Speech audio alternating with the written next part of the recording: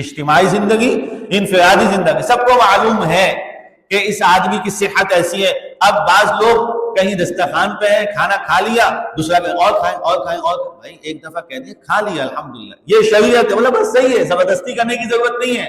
ایک آدمی ہے، اس کو آپ کہیں چائے پی لو، بولا میں ابھی پی کے، بولا نہیں ایک گرب تو اور پیو. بھائی کون سی عقل مندی ہے؟ نہیں ہے ایسا، ایسا اکرام نہیں ہے.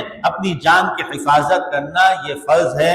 قرآن کریم کے الفاظ میں، قرآن کریم کے حروف سے جب اپنی جان کی حفاظت کرتے ہیں تو سب سے پہلے قرآن کریم، اس کو پہلے بھی بتا چکا ہوں، قرآن کریم کی تلاوت روزانہ، کہیں سے بھی تلاوت، کہیں سے جہاں سے آپ کو آتی ہے، یہ کہہ کے کہ میں تلاوت کر رہا ہوں، یہ اپنے آپ سے کہہ کے تلاوت.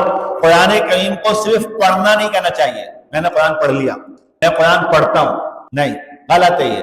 قرآن کریم کو پڑھنے کے لیے اصل لفظ ہے تلاوت کا. اتلو ما اوحی الیک من الکتاب. کہیں پہ بھی تھوڑی دیر بیٹھ کے 11 مرتبہ قل هو اللہ احد پڑھے، لیکن یہ کہہ کے پڑھے کہ میں تلاوت کر رہا ہوں. ہے تو پڑھنا ہی، لیکن کہے یہ، نیت یہ ہو یہ رسول اللہ صلی اللہ علیہ وسلم کے طریقے پہ چل پڑا، اور اس سے اس کو فائدہ ہوگا.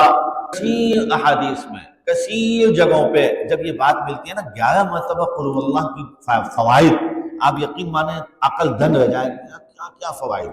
بڑے بڑے مسائل کا حل 11 مرتبہ قل هو اللہ احد کے اندر. عجیب ہے. ایک تو قل هو اللہ سورت کہا، اس جیسی سورت نہ تورات میں آئی، نہ زبور میں آئی، نہ انجیل میں آئی. اللہ کا ایسا تعارف پیش کیا اس سورت کے اندر. اللہ ولا وحدہ لا شریک لہ، صمد، لم یلد ولم یولد ولم یکن لہ کفوا احد. تلاوت قل هو اللہ کی 11. اب یہ کوئی مشکل کام تو نہیں، آسان کام ہے.